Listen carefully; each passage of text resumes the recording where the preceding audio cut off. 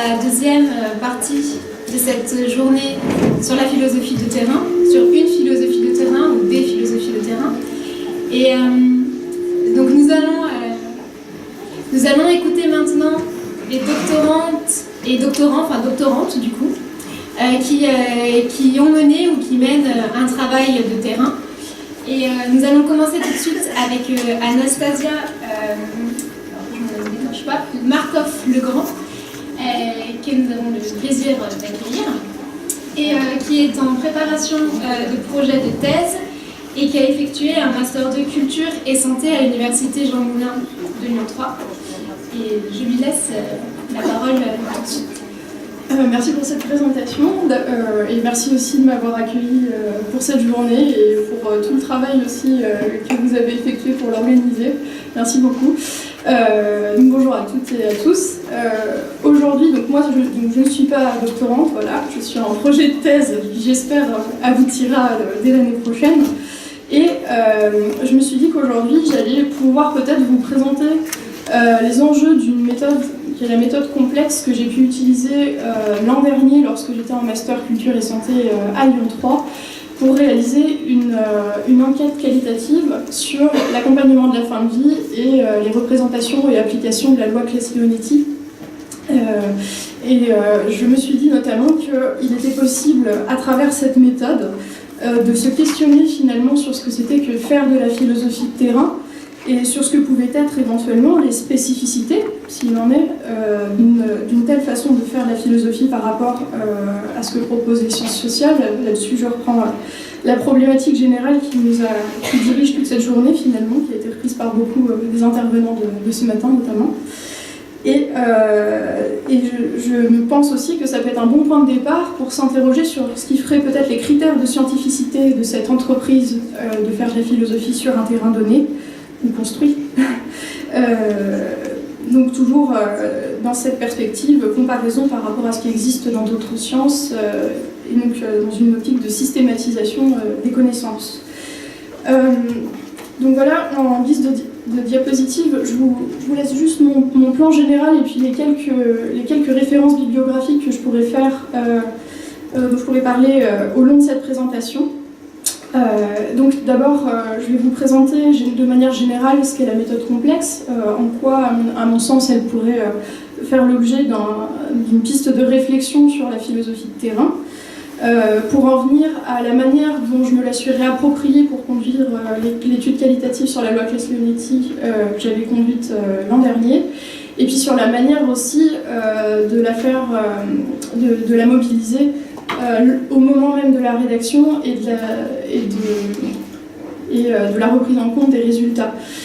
L'enjeu, ce ne sera pas de vous dire avec exhaustivité ce qui est ressorti de l'étude, mais plutôt de montrer ce que la méthode a pu apporter par distinction avec d'autres méthodes que j'aurais pu utiliser du point de vue de la finalité de l'enquête, en fait. Donc tout d'abord, cette méthode complexe, je préfère vous en prévenir tout de suite, il ne s'agit pas d'une méthodologie de terrain à proprement parler. Je disais que c'était un point de départ peut-être pour commencer une réflexion sur ce que pouvait être une philosophie de terrain, mais l'autrice, l'auteur, Guylaine Clairet de Langavant, qui est une bioéthicienne canadienne, qui a travaillé avec le sociologue et philosophe français Edgar Morin, qui a d'ailleurs préfacé son ouvrage bioéthique Méthode et complexité dont je vais vous parler aujourd'hui. Elle ne parle pas à proprement parler de terrain. Mais, alors pourquoi du coup je vais vous parler de cet ouvrage aujourd'hui? Eh bien c'est parce que cette méthode complexe, elle a en fait pour originalité de faire partir la réflexion éthique, et notamment biomédicale, de ce qui s'observe dans certaines pratiques, donc notamment soignantes, puisque c'est celle dont je vais parler aujourd'hui. Guylaine Clairet de Langavant s'est penchée sur la question du clonage ou de l'euthanasie, par exemple. Et par ce souci finalement qui caractérise la méthode complexe de chercher à restituer le plus fidèlement que possible et dans un contexte donné des enjeux éthiques d'une pratique avec tout ce qu'ils peuvent comporter comme tension et irrégularité intrinsèque, et bien cette méthode se propose en fait de pallier certaines dérives d'une certaine façon de faire de l'éthique appliquée qu'on pourrait qualifier de réductionniste. Donc qu'est-ce qu'on pourrait entendre par réductionnisme en éthique appliquée? Eh bien, c'est le fait notamment de simplifier des enjeux pratiques c'est-à-dire de les débarrasser justement de tout ce qu'ils peuvent avoir d'irrégulier dans leur forme de manifestation ou d'incohérence, de contradiction, etc., pour mieux les intégrer à un raisonnement logico-déductif qui se concentrerait plutôt sur ce qu'ils ont justement de constant et qui peut se ramener à quelques grands principes moraux qu'on aurait définis a priori et par abstraction, c'est-à-dire donc hors de tout contexte d'application. Donc c'est contre cette forme de réductionnisme en éthique que s'inscrit clairement cet ouvrage. Et là, pour le coup, ce sont les propos mêmes de l'auteur Guylaine Clairet de Langavant.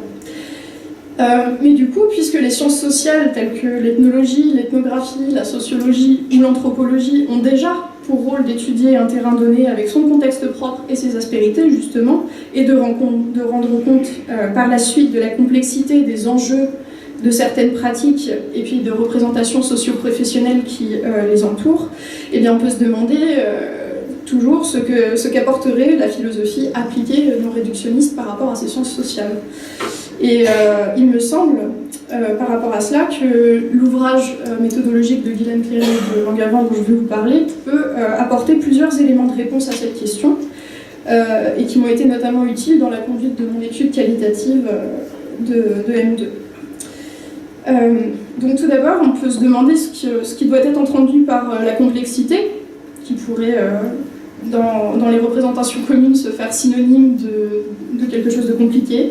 Là où tel n'est pas le cas, c'est un concept, pour le coup, réellement défini et emprunté à l'ouvrage La méthode d'Edgar Morin. La complexité, donc, pour lui, et pour Guylaine Clairet de Langavant qui reprend ce concept, ce n'est pas une propriété inhérente aux phénomènes qui nous entourent, mais plutôt un certain rapport, un mode d'être qu'entretient un entendement ou une conscience avec le monde qui se donne à elle. Et notamment, ce rapport se définirait par l'attention que porte le sujet à ce que le réel comporte de hasardeux, d'irrégulier, d'incertain, de chaotique ou de contradictoire. Et parfois, la complexité aussi, ça peut se construire sur un phénomène, justement, dans ce rapport qu'on entretient avec. Donc ça, ce sera important pour la suite, comme on le verra, puisque l'objectif principal, à partir de ce changement d'attitude, et notamment dès lors qu'on l'opère dans les sciences et en philosophie, ce serait d'effectuer un changement de paradigme, au sens, pour le coup, kuhnien du terme, c'est-à-dire un changement de méthode, un changement de formation scientifique et notamment en bioéthique, un changement d'outils, un changement de théorie dominante. Et Guylaine Clairet de Langavant dit qu'en bioéthique, ça pourrait consister à passer de ce qu'on appellerait justement une méthode appliquée, telle un calque à des phénomènes, pour le coup, une méthode qu'elle appelle souvent impliquée, qui est l'équivalent donc de son terme de méthode complexe, qui s'appuierait donc sur les principes de la méthode d'Edgar Morin, que je détaillerai un petit peu plus tard dans l'exposé. Et ce changement de paradigme, selon l'auteur, il permettrait de travailler avec la complexité à l'œuvre dans les différents phénomènes biomédicaux, afin de mieux l'éclairer à l'aune de concepts qui viendraient notamment de théories pluridisciplinaires. Et elle pense notamment à celle qui serait issue du champ, non pas justement que des sciences sociales, et c'est ce qui m'intéresse aussi dans cette méthode, c'est qu'elle est beaucoup plus, elle a un point de vue beaucoup plus méta en fait sur les sciences que d'autres. L'idée, c'est aussi de les inscrire dans des théories de physique, de biologie, d'économie, de cybernétique, d'informatique et de sociologie. Et pour le coup, c'était déjà un point de vue qu'avait clairement adopté Edgar Morin dans son ouvrage sur la méthode et qu'elle reprend à son compte pour des questions de bioéthique. Donc dans cette optique, l'idée ce serait de croiser les approches de ces différentes sciences qui existent et de reprendre à son compte les théories qu'elles ont pu développer sur la thématique de recherche qu'on aurait choisie, mais sans pour autant abandonner justement ce qui ferait la spécificité de l'analyse philosophique. Je reviendrai justement sur ce qui permet de bien distinguer cette approche par rapport aux autres. Et au fondement de la méthode complexe, eh bien, c'est intéressant parce qu'on trouve finalement un présupposé, face auquel l'auteur est clairement consciente, et elle s'en revendique elle-même, qui est un présupposé politique finalement, qui est celui de l'approche communautaire de Daniel Callahan notamment, qui est une de ses sources d'influence majeures, approche communautaire qu'on peut aussi qualifier d'interpersonnelle, qui est en fait à l'opposé de ce qu'on pourrait appeler l'individualisme justement de la pensée libérale, qui atomise ou isole certains enjeux éthiques puisqu'ici, toutes les questions d'éthique sont attachées à des institutions. Donc, dans le cas de la bioéthique, dans le domaine médical, ce serait les hôpitaux, les systèmes de santé en général. Et donc ces institutions, leur activité touche le bien-être de toute une population dans une société pluraliste, et donc par définition, pour comprendre les enjeux de certaines pratiques qui ont lieu dans ces institutions, il faut mettre au jour certaines théories politiques et sociales qui permettent d'expliquer les pratiques en fonction des interactions entre les membres d'une même société. Et donc par conséquent, le propre de l'éthique impliquée, ou méthode complexe, ce serait justement de rendre compte de cette logique communautaire et du pluralisme éthique qui définissent les relations morales entre les membres d'une société et qui témoignent de leur influence réciproque. Et là-dessus, il y a une claire référence aussi épistémologique aux logiques systémiques, en fait, avec cette idée très forte que l'individu intègre certaines valeurs du système dans lequel il s'inscrit, donc la communauté, et la communauté intègre certaines valeurs individuelles. Il y a deux vases communicants, donc. Et à ce niveau encore, on a un nouveau point de convergence donc avec les théories issues des sciences sociales également, qui s'inscrivent clairement dans une analyse fine des interactions sociales pour expliquer certaines pratiques socio-professionnelles. Et donc, les quelques grands points de la méthode d'Edgar Morin qui seront retenus par Guylaine Clairet-Langavant et qui pourraient permettre d'apporter une ébauche de réponse au moins à ce qui pourrait faire la spécificité d'une philosophie de terrain par rapport aux sciences sociales et puis par rapport à d'autres formes de philosophie, c'est tout d'abord l'effort d'articulation entre des sciences disjointes, justement, cette espèce de point de vue méta, que pour le coup, eux assument, donc Edgar Morin et Guylaine Clairet-Langavant, et donc d'établissement de méta-point de vue. La philosophie est ici engendre clairement son rôle de systémique, et on pourrait avoir à cette occasion l'image du maillage entre des théories issues de différents champs scientifiques. La deuxième spécificité philosophique qui est revendiquée ici, c'est aussi la problématisation des solutions acquises sur le terrain. Là, pour le coup, c'est moi qui place le terme de terrain parce que Guylaine Clairet-Langavant parle plutôt de pratique. Donc cette problématisation, elle ne revient pas juste au fait de poser une question de recherche, mais à véritablement faire problème, à utiliser des tensions inhérentes à certains concepts et à certaines pratiques telles qu'elles se développent sur le terrain. Ce qui peut être distingué des façons dont on va poser des questions en sciences sociales. Mais peut-être là aussi je me trompe, puisque quelqu'un ce matin a dit qu'il y avait aussi une façon de problématiser en sciences sociales. Mais est-ce que c'est vraiment le même rapport qu'en philosophie ? Je ne sais pas. Et par contre, il y a des principes qui rejoignent clairement ceux des sciences sociales, pour le coup, qui sont le fait notamment que la méthode en question soit stratégique et non pas programmatique, c'est-à-dire qu'on a un objectif final qui dépendra de ce qu'on veut faire de notre recherche, je ne sais pas, peut-être aider à apporter de la réflexivité par exemple aux soignants qu'on va interviewer, enfin, c'est un exemple parmi d'autres. Et puis on va avoir quelques principes à respecter, mais pas de parcours méthodologique tout balisé, et ce afin de prévenir évidemment le risque de perte de vue, ce qui fait la spécificité des pratiques étudiées au profit de l'application d'une méthode préfabriquée. Donc là, on a un parallèle à faire avec la construction d'une méthode qualitative en sciences sociales. Et puis deux autres principes, enfin, à savoir la conscience d'être impliqué dans le processus de connaissance, l'idée qu'on n'est jamais un chercheur totalement neutre, qui serait coupé d'interaction avec d'autres champs de sa discipline et d'autres disciplines qui excèdent sa spécialité originelle, et qui s'inscrit finalement dans un processus de construction de connaissances qui n'est pas neutre. Et enfin, l'implication de l'observateur dans son observation. Donc là, c'est clairement un rapprochement à faire aussi avec les sciences sociales, et puis la transformation de la subjectivité en outil pour atteindre justement l'objectivité via un principe de réflexivité et de conscience d'être impliqué dans le processus de connaissance toujours. Et donc, à ce niveau, eh bien, l'auteur insiste bien sur le fait que la recherche d'une méthode adéquate pour penser le problème de la complexité n'a aucunement la prétention de trouver une méthode unique et idéale qui serait à employer dans tout le champ de la bioéthique sur n'importe quelle question, puisque cela reviendrait à nouveau à une forme de réductionnisme.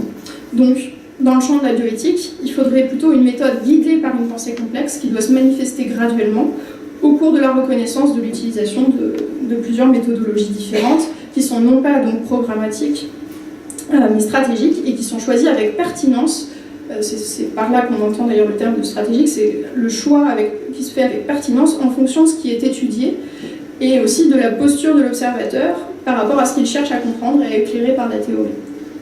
Et c'est justement tout ce qu'il a fallu prendre en compte justement pour conduire mon étude qualitative de l'an dernier, puisque la méthode complète donc, ne fournit que quelques grands principes à respecter et non une méthodologie à suivre dans son entièreté, puisque tout le principe justement est de la construire afin de s'adapter au mieux à ce qui fait la spécificité de la question qu'on étudie et du terrain sur lequel on va. Et c'est ce qu'il a fallu donc construire progressivement et à partir de méthodologies issues de divers champs scientifiques, pour faire en sorte que cela colle avec mon terrain de recherche et sans pour autant avoir justement cette formation en sciences sociales. Donc je ne pouvais pas non plus de mon côté prétendre avoir cette compétence de pouvoir construire au mieux une méthodologie, et il a fallu faire preuve quand même d'inventivité, mais on verra donc que la construction devait certainement être critiquée pour certains biais. Et c'est ce qui m'importait aussi de vous présenter aujourd'hui, puisque j'ai un petit peu plus de recul maintenant sur ce que j'ai fait qu'au moment où j'étais le nez dans le guidon, dirons-nous. Donc voilà, je vais passer maintenant à mon deuxième point, qui est la construction de la méthode pour l'étude qualitative en question. Donc tout d'abord, je vous présente généralement les enjeux de l'enquête pour voir après comment, en fonction du choix de la thématique et de ce que je visais comme objectif, j'ai fini par construire graduellement ma méthode. Donc mon thème de recherche, c'était les représentations et applications soignantes de la loi Claes-Leonetti 2016 et de l'accompagnement de la fin de vie des personnes âgées. Alors vu que tout le monde ne doit pas être au clair ici avec ce qu'est la loi Claes-Leonetti, je vais quand même vous l'expliquer dans les grandes lignes. En fait, c'est une loi qui est venue modifier le statut de certains droits des patients, ou en ajouter certains, et notamment ajouter un droit à la sédation profonde et continue jusqu'au décès, qui serait l'équivalent d'un endormissement, on va dire, par solution médicamenteuse jusqu'à la mort. Donc un endormissement qui vous coupe au maximum de vos perceptions. On ne sait pas jusqu'où. Elle ajoute d'autres droits, mais c'est essentiellement sur celui-là que je me suis focalisée et sur la manière dont on va prendre en charge la souffrance et la douleur des personnes en fin de vie. Donc, tout d'abord, par rapport au principe de réflexivité auquel Guilhem Ferré de Langavant demande d'être attentif, eh bien, je me suis dit que peut-être le choix du sujet n'était jamais anodin et que dès ce moment-là, on devait faire preuve d'une posture réflexive. Et je me suis demandé, mais pourquoi m'intéresser à la fin de vie et pas autre chose, et puis pourquoi aussi l'aborder sous l'angle d'une loi. Alors, en faisant un petit retour, on va dire, biographique, je me suis dit, c'était peut-être lié aussi à une expérience que j'avais eue en EHPAD, qui pour le coup, s'était pas très bien passé, et qui m'a fait poser des questions sur la manière dont on allait considérer la personne âgée en fin de vie, et dont on allait l'accompagner, en fait. Et je me suis dit, du coup, je ne pars pas à nu, sur le terrain, je vais avoir certaines représentations qui vont dépendre de cette expérience professionnelle que j'ai eue, et pour le coup, comme elle était négative, ça m'avait d'autant plus affectée. Voilà, j'ai essayé de mettre d'ailleurs des marqueurs dans mon journal de bord là-dessus, sur mes impressions, s'il y avait des échos aussi avec ce que j'avais pu voir déjà. Voilà. Et les objectifs, c'était de mieux comprendre les implications singulières des accompagnements de fin de vie et des différentes interprétations et applications de la loi Claes-Leonetti, afin d'apporter finalement de nouveaux éléments de réflexion sur les enjeux éthiques de l'évolution des droits des patients, et notamment sur cette fameuse question qui émerge en tout cas dans les débats publics français, de l'évolution potentielle de ces droits vers la légalisation de l'euthanasie ou du suicide assisté. Et bien, par rapport à cet objectif, il fallait définir quand même une hypothèse de recherche, c'est-à-dire qu'en M1, j'avais déjà conduit quelques petites recherches sur la manière dont émergeaient les débats publics ailleurs qu'en France sur ces questions de fin de vie, et la manière aussi dont s'appliquaient les lois déjà parues dans ces autres pays, et toute la question de la variabilité des interprétations et des applications qu'on pouvait en faire. Et donc l'hypothèse de recherche, c'était que les représentations soignantes de la fin de vie, et notamment de la souffrance et de la douleur, sont variables, tout comme les interprétations de la loi, et peuvent donc avoir un impact sur les pratiques et favoriser l'hétérogénéité, là où peut-être ce qui était cherché par la loi, c'était au contraire un souci d'homogénéisation des pratiques. Donc l'hypothèse de départ, je l'ai formulée volontairement de manière assez large, à mon sens, et assez souple pour rester attentive à ce qui pouvait s'observer sur le terrain.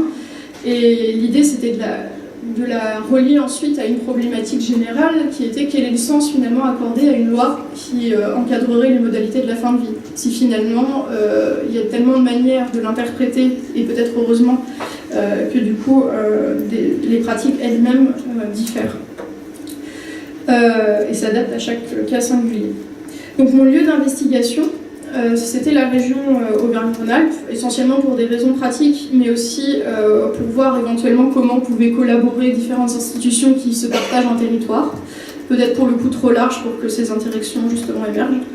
Et du fait que l'étude portait spécifiquement sur l'accompagnement des personnes âgées en fin de vie, eh bien, les entretiens qui se sont passés en CHU ont été effectués avant tout dans les services où ces personnes sont le plus souvent prises en charge, à savoir donc, les services de gériatrie, les services de soins et les services de soins palliatifs. Donc ça c'est pour les CHU. Et il y avait également des entretiens conduits dans des EHPAD, un public social et puis un privé.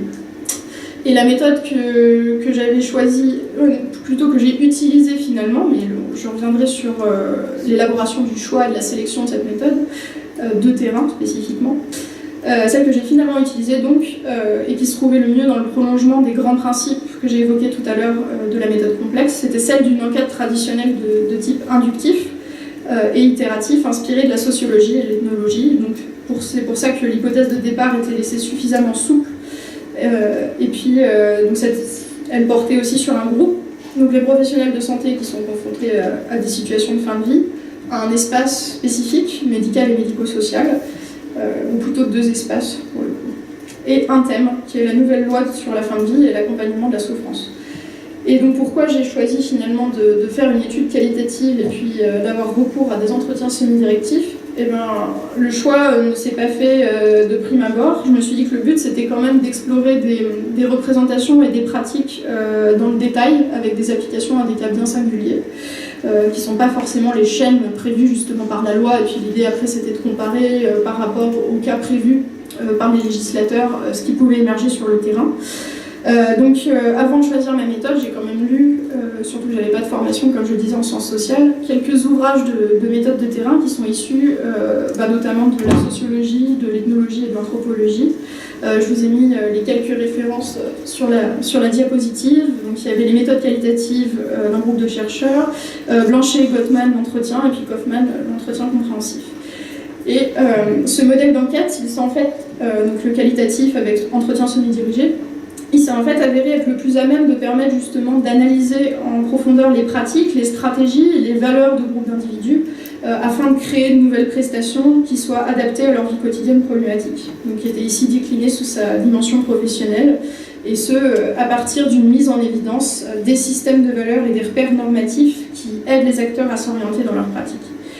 Et l'analyse, elle portait donc sur un phénomène social qu'on pourrait dire en milieu naturel, même si le terrain était aussi en partie construit puisque j'avais fait la sélection des lieux dans lesquels je me rendais évidemment. Et donc c'était ici les établissements de soins où les personnes âgées en fin de vie sont le plus souvent prises en charge.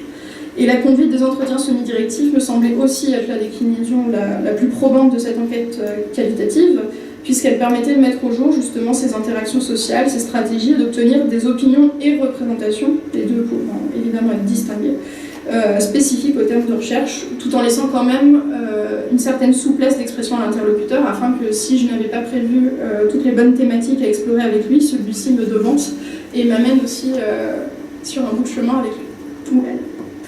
Et donc il y avait à ce niveau-là un grand nombre de convergences entre les points méthodologiques évoqués par d'un côté donc Alamy, Blanchet et Gottman, et puis de l'autre Guilaine, Cléry de Langavant et Edgar Morin, et notamment sur le principe de réflexivité, la prise en compte de la subjectivité comme outil pour construire un discours objectif, et enfin l'exigence de construire la méthode et notamment le guide d'entretien au fur et à mesure, donc toujours dans cette optique de viser un objectif sans pour autant établir un programme tout balisé.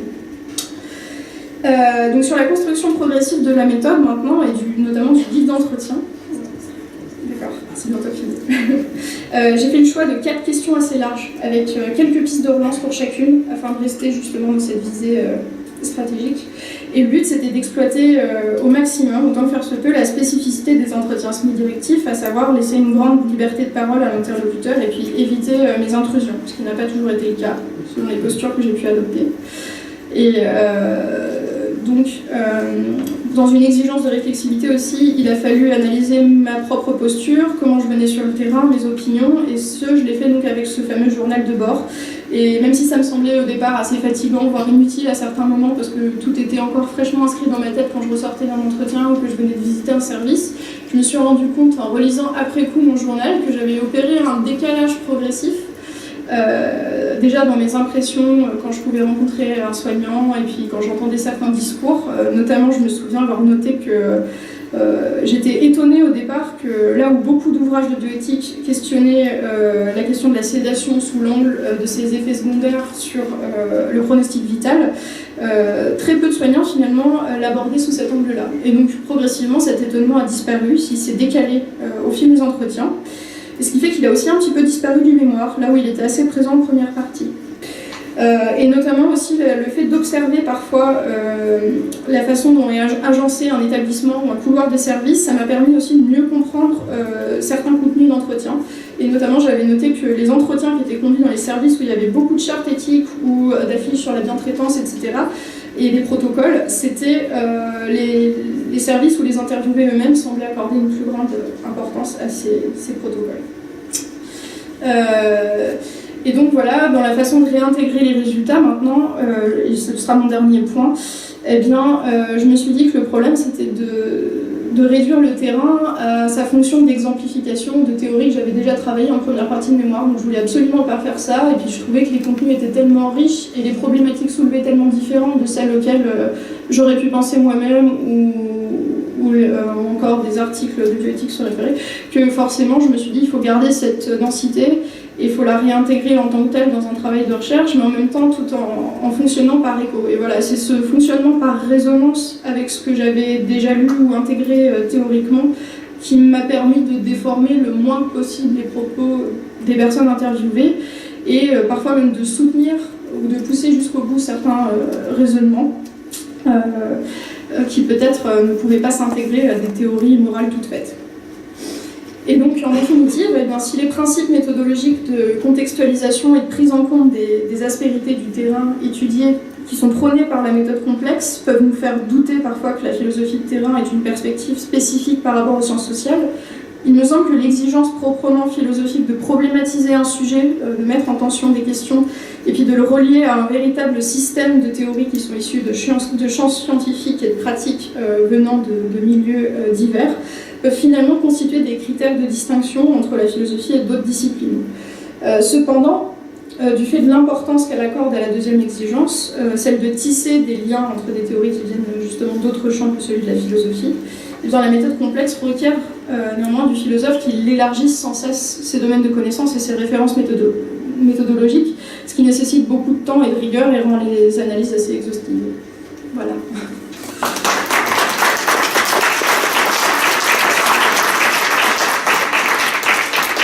Merci beaucoup. Eh bien, nous allons entamer la discussion et je m'adresse aux répondants en premier lieu. Et je vous invite à faire part de vos remarques ou de vos questions, notamment suite à ces réflexions méthodologiques qui étaient très intéressantes.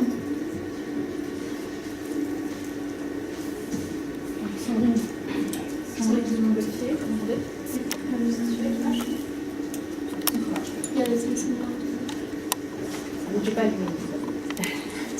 Sandrine de Montgolfier.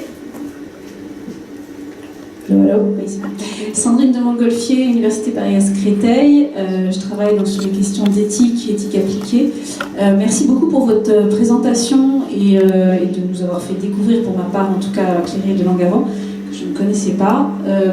J'ai eu l'impression finalement d'avoir une relecture d'un certain nombre des questions que moi-même je me pose sur le terrain. Donc vraiment merci pour cette analyse exhaustive de votre réflexivité sur votre propre recherche. Donc ça c'était le premier point. J'ai beaucoup apprécié justement cette interrogation finale que vous avez portée sur écart que propose Clairel Langavant à aller s'interroger par rapport aux autres disciplines et aux autres théories disciplinaires sur la question posée, bien sûr, enfin, sur votre question. Et je me suis posé la question concernant l'accompagnement de fin de vie, finalement, quels ont été vos écarts? Alors, il y avait sûrement la question juridique, peut-être, là, et donc qui pour moi est une question centrale également parce que j'aime m'interagir avec cette question-là du normatif, finalement, et aller le provoquer par rapport à l'éthique que je peux voir sur les terrains, que j'observe. Mais au-delà de ça, finalement, enfin, quelle autre théorie doit aller provoquer finalement pour répondre à votre question philosophique initiale? Alors effectivement, déjà les théories du droit, alors soit en philosophie du droit et philosophie politique pure, avec aussi des auteurs contemporains, des chercheuses contemporaines comme Marie Gaille ou Rose Horn, qui se sont questionnées sur l'émergence des débats publics autour de la fin de vie et sur la manière dont on articulait des principes moraux tels que autonomie, solidarité et puis accompagnement. Mais aussi un petit peu des théories en biologie sur les symbiotes. Mais ça, pour le coup, je ne les ai pas intégrées dans l'analyse rédigée du mémoire, parce que faute de temps, c'est un petit peu le problème en fait, c'est que cette méthode justement qui veut aussi faire un maximum de relations avec d'autres champs scientifiques, je ne pense pas que ça puisse être appliqué par une seule personne. Et je pense qu'il faut inscrire mon travail dans une reprise collective. Enfin, en tout cas, cette thématique, elle doit être reprise par d'autres chercheurs et s'il y avait un jour des physiciens, etc., qui avaient des rapprochements à faire avec leur théorie que je ne maîtrise absolument pas, je pense que ça pourrait être très riche. Exactement, et ce que vous dites là voilà, m'interroge moi-même sur mes terrains, parce que je ne peux pas concevoir travailler sur des questions d'éthique sans les mener de manière pluridisciplinaire avec d'autres disciplines en fait. Et donc les projets de recherche que je mène, j'essaye de les mener avec les autres disciplines, alors pas toutes à la fois forcément, mais quelques-unes.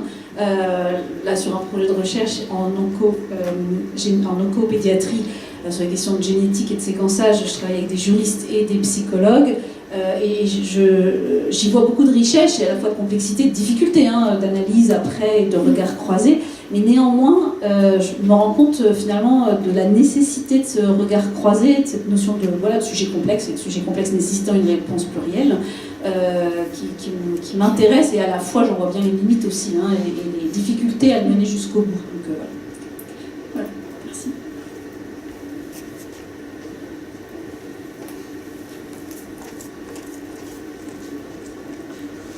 Merci beaucoup de cet aperçu de tout le cheminement, en fait.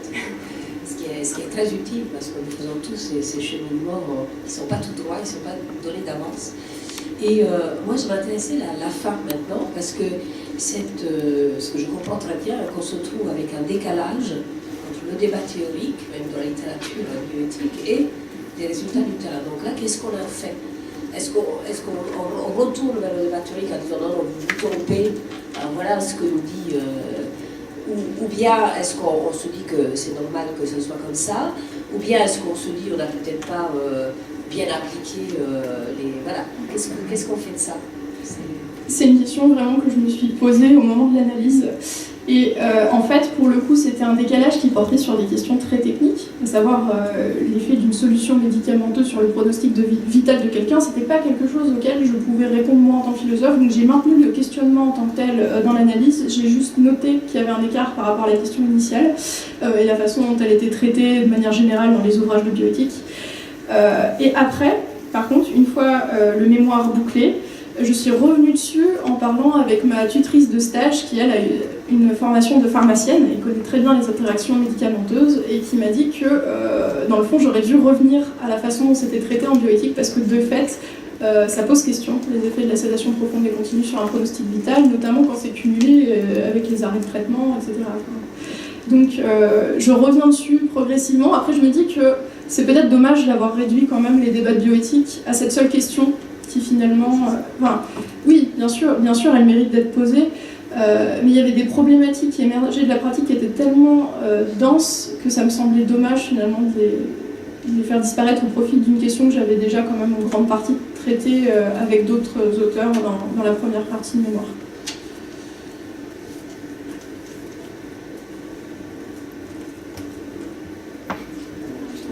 Merci. En fait, j'aurais une question sur la partie réflexive concernant je fais une expérience en fait en EHPAD raté, donc entre guillemets raté, parce qu'une expérience réussie de ce point de vue, parce que c'est une expérience, et c'est elle qui motive en fait l'objet d'étude. Et donc ma question c'est, au fond, cet ébranlement, c'est un parasite pour la recherche, ou est-ce que c'est sa condition,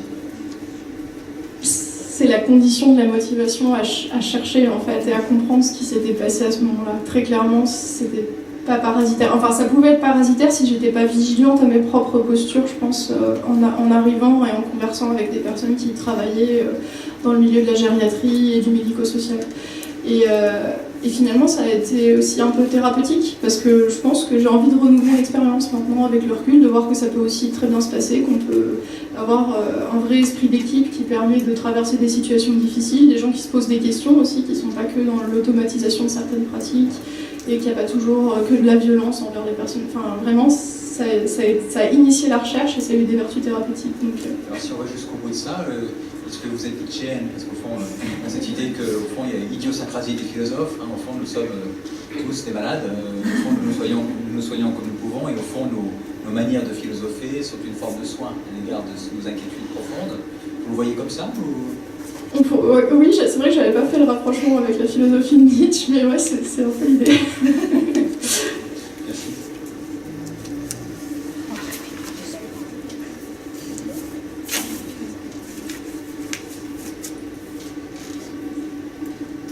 Oui, alors merci beaucoup. Moi, je viens de comprendre que c'est un travail de master, c'est ça? Donc, je vous félicite parce que c'est quand même très brillant. Bravo. Mais par contre, moi, j'avais des questions. Je suis restée un petit peu sur ma fin, sur la partie résultat. Si vous pouviez juste nous en dire un petit peu plus, parce que moi, j'ai des questions en fait d'entrer en rapport avec des médecins du centre Léon Bérard sur ces questions.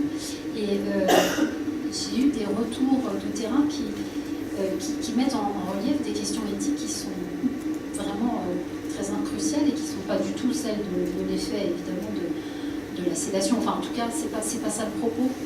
Ça tournerait peut-être plutôt autour de comment recueillir un consentement. Est-ce qu'il y a consentement, pas consentement, et plutôt l'impact sur la personne, mais aussi son entourage immédiat. Enfin, qu'est-ce que vous avez éventuellement là-dessus, des choses comment vous avez... Alors, vu que j'avais choisi en plus de travailler sur la question de l'application et l'interprétation de la loi avec une population de personnes âgées, la question du recueil de la volonté et de l'interprétation de la volonté était effectivement cruciale dans mon travail, puisqu'avec les troubles cognitifs, etc., il y avait je me suis dit qu'il y avait peut-être un changement de représentation. De fait, pour certains interviewés, il y avait ce côté, on va travailler un maximum avec les proches pour essayer de réinscrire un parcours de soins dans une histoire de vie. Et donc, il y avait toute une importance accordée au récit de l'entourage proche de la famille, de la personne accompagnée. Des situations effectivement compliquées quand il n'y avait pas justement d'entourage et que la personne était isolée. C'est vrai que j'étais passée très vite là, sur les résultats, parce que je disais justement je voulais pas être trop exhaustive par rapport à ça, mais j'avais quand même prévu un point au cas où. Il y avait aussi le fait que certaines personnes disaient après tout, mais on aurait dit qu'elles le réalisaient en fait au moment de l'entretien. Mais pourquoi il y aurait lieu de distinguer une personne capable et puis une personne âgée qui perdrait quelques capacités cognitives? Et ils se disaient qu'après tout, il y avait peut-être moyen aussi de les entendre, mais d'une autre façon que la manière habituelle de laisser s'exprimer une volonté. Et que là où il y avait altération, il n'y avait pas forcément empêchement de l'expression. Et alors, pour le coup, sur la question des arrêts de traitement, ce qui était ressorti, c'était que c'était pas si compliqué que ça avec une personne qui n'était pas en capacité de s'exprimer, étonnamment, parce qu'il y avait beaucoup d'interprétations du corps aussi. La gestuelle, beaucoup de soignants avaient recours à un diagnostic, plutôt une herméneutique de la gestuelle, c'est-à-dire que les personnes en position crispée, les personnes dont le corps rejetait tout simplement la nourriture, où il y avait des encombrements, etc. Pour elles, c'était le signe que il fallait arrêter. Finalement, il y avait moins de questions à se poser. Ou alors une personne qui fermait, qui maintenait sa bouche fermement close devant une cuillère de nourriture, et bien pareil, pour eux, il n'y avait pas de questions à se poser sur le fait d'arrêter l'alimentation. Et voilà, c'était leur façon en tout cas de contourner le problème. Par contre, il y avait des questions en suspens sur qu'est-ce qu'on fait si par exemple une personne qui est atteinte de la maladie d'Alzheimer nous fait une demande de sédation profonde et continue jusqu'au décès. Et parce que du coup, il n'y a pas de clause prévue par la loi sur la question du consentement éclairé de la personne. Normalement, tout le monde a le droit de faire cette demande. Voilà, des questions de ce type-là. Mais si vous voulez, je pourrais, vous pourrez me donner votre adresse mail et je vous enverrai l'étude complète. Tout à fait. En fait, si vous voulez, la seule chose qui me pose question dans ce que vous présentez, c'est que si vous voulez, pour moi, le terrain sécrète de la philosophie. Donc, c'est normal ce que vous présentez, mais j'ai juste l'impression qu'il n'y a pas assez de lien entre ce que le terrain suscite philosophiquement comme questionnement, parce qu'on peut questionner tout simplement qu'est-ce que le moment de la mort pour la personne ou pour ses proches, et donc que vient faire la sédation en lieu. On peut vraiment questionner déjà ça philosophiquement. Donc si vous voulez, moi j'aurais tendance simplement à dire quid de cette philosophie sécrétée par le terrain, et qui du coup, donc vous ne pouvez pas forcément garder les mêmes références en fait. Vous avez forcément des références de départ, mais après votre terrain secret de la philosophie, et cette philosophie-là, va falloir la traiter avec peut-être d'autres approches qui sont pas celles que vous avez prévues au départ, et c'est là que va falloir de nouveau être créatif. Ouais. Voilà, c'était juste une réaction. Je vous remercie.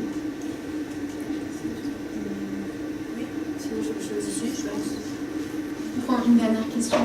Bon, très rapidement, merci. En fait, je voudrais commencer comme mes collègues par vous remercier, parce que je trouve qu'il y a une richesse dans la façon dont vous avez partagé le parcours, les questionnements, ce à quoi ça vous a mené, et qui nous amène, je trouve, à réouvrir de façon très intéressante des questionnements qu'on a eus différemment en fait ce matin. Alors juste très rapidement, et je rebondis sur ce qu'a dit Béatrice, je trouve que c'est une forme de questionnement continu pour nous, de se dire quelle est la marge entre considérer en fait que notre présence sur le terrain fait émerger des choses qui n'auraient pas été dites sous cette forme, n'auraient pas émergé sous cette forme sans notre présence, et en même temps ne pas en venir en fait, ce qu'on peut faire des fois malgré soi, à considérer que quand ça émerge pas, les acteurs se posent pas les bonnes questions, ou c'est qu'ils n'y ont pas pensé. Et je pense à une étudiante qui était dans le parcours approche plurielle de la santé l'année dernière, qui était un interne en oncologie, qui voulait faire un travail sur la sédation à domicile, et sa question de départ était « Mais comment se fait-il que les soignants à domicile ne se posent pas les bonnes questions ?» Et en cheminant et en allant en fait sur le terrain à domicile, elle est revenue en disant « C'est fou en fait les projections hospitalières que je faisais sur le domicile, et en fait les questions qui ne se posent pas, c'est les questions qui sont celles des hospitaliers. » Et je trouve que du coup en fait, il y a les mêmes types de questions entre les débats théoriques qui disent quand même quelque chose, et ce qui émerge du terrain qui dit aussi quelque chose. Et je rejoins ce que dit Béatrice, c'est vraiment un travail continu de faire dialoguer les deux.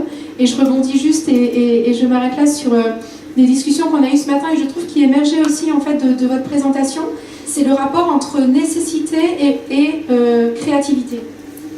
C'est-à-dire qu'en fait, moi j'ai beaucoup aimé comment vous avez présenté le fait de dire moi je vais faire appel à des entretiens, parce qu'en fait, moi j'ai ressenti ça comme c'est une nécessité interne de mon travail et de recherche qui fait que, et en même temps vous assumez une créativité et une marge de liberté dans la façon dont vous vous réappropriez ces outils-là.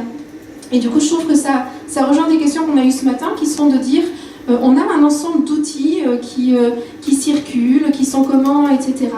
Et à un moment donné, il y aurait une forme d'artificialité à une injonction externe à en fait se mobiliser tel ou tel outil, mais il y a une forme de nécessité interne à en mobiliser un et à poser un certain type de questions, mais une nécessité interne, vous l'avez très justement dit, qui est liée aussi à votre subjectivité, qui est liée à notre formation, qui est liée à la manière dont on s'empare du terrain, qui est liée aussi aux questions qu'on a envie de lui poser. Donc c'est un commentaire, question générale, mais merci vraiment de ce que vous apportez, ce qui permet, je trouve, de réouvrir toutes ces questions et toutes ces questions d'équilibre. Je vous remercie. Du coup, juste pour répondre par rapport à la question des points aveugles qu'on peut avoir sur certains questionnements que se posent sans doute les soignants qu'on interviewe et qui ne ressortent pas pendant l'entretien, je me suis rendu compte en fait qu'il y en avait certainement pas mal que j'avais loupé, avec des impressions aussi que certaines pratiques étaient automatisées, là où en relisant après coup et après rédaction du mémoire, les retranscriptions, en voyant les moments d'hésitation et puis en analysant aussi ce qui était un peu sous-jacent sur on ne peut pas dire non plus n'importe quel discours parce que il y a aussi les présentations de la chef de service qu'il faut respecter, etc. Je me suis dit que peut-être tout n'était pas ressorti et que en fait sur la question aussi des effets secondaires de la sédation, si certaines personnes n'en ont pas parlé, c'était peut-être parce que ça n'allait pas dans le sens de ce que pensait l'équipe ou la personne qui faisait pilier dans l'équipe. Voilà, je ne sais pas si ça rentre. Bien, merci d'avoir accepté notre invitation. Et